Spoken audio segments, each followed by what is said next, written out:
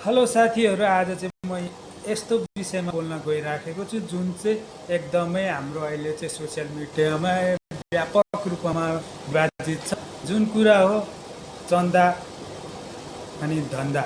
चन्दा र धन्दा भन्ने विषयमा चाहिँ अब हर्क साम्पाङ सरको कुरा गर्ने हो भने हर्क साम्पाङ सरले चाहिँ उहाँले चाहिँ समाजमा यस्तो काम गर्दैछु, मलाई 5 रुपियाँ 10 रुपियाँ भन्दा माथि सहयोग गर्न सक्नुहुन्छ भनेर उहाँले आह्वान गर्दाखेरि चाहिँ यहाँनिर के ट्याग दिन्छ भनेखेरि चन्दा असुल्यो भनेर, चन्दा असुलेर देश बनाउने भनेर धेरैजनाले गाली पनि गरिदिन्छ होइन।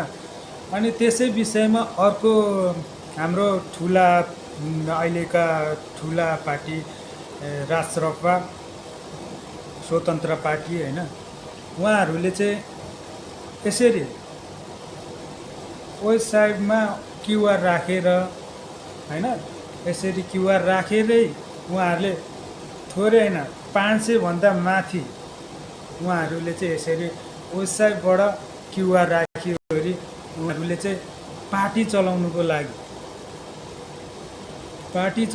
लागि उहाँहरूले चाहिँ यसरी पैसा असुलिराख्दा चाहिँ यो चिजलाई चाहिँ के अब मोडर्न जमाना छ होइन, यसलाई चाहिँ के अरे भनिँदैन होला, फेरि यसलाई चाहिँ चन्दा भनिँदैन होला, यो चाहिँ चन्दा होइन होला। यो त किनभने अब क्युआर सिस्टम हो, उहाँले त खुलिआम माग्नुहुन्छ, सहयोग गर्नु भन्नुहुन्छ, उहाँको त चन्दा भयो होइन। यो त क्युआर सिस्टम हो, यो त चन्दा होइन होला। अब यो फेक हो भन्नुहुन्छ भने तपाईँहरूले वेबसाइटमा यहाँ हेर्नु, यो मैले फोटो पनि राखेको छु, यो फोटोहरू हेर्नु होला तपाईँहरूले।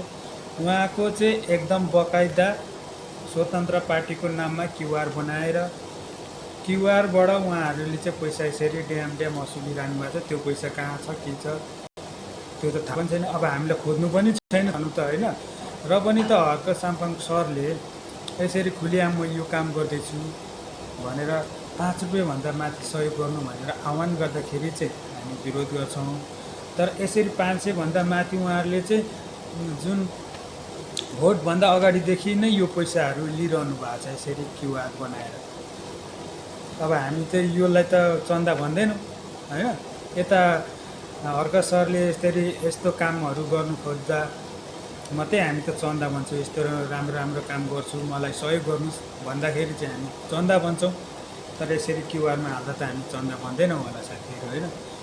यो कुरा चाहिँ अब हामीले बुझ्नुपर्छ साथीहरू होइन। विरोध मात्रै गरेर पनि हुँदैन, सबै कुरा बुझेर पनि हामी अलिकति पार्टीकै नाम लिएर अलिकति नबढौँ क्या। हामीलाई चाहिएको हाम्रो भविष्य हो, त्यही भएर हामीले यसरी चाहिँ पार्टीको नाममा यस्तो नाममा उस्तो नाममा भनेर चाहिँ अजिनु हुँदैन साथीहरू है।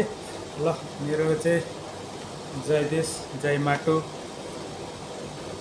भन्न चाहन्छु। ल, यति नै मेरो भिडियो साथीहरू। फुल वाच गरेर कस्तो लाग्छ प्रतिक्रिया दिनु होला, त्यसको लागि I am ready. Okay, good night.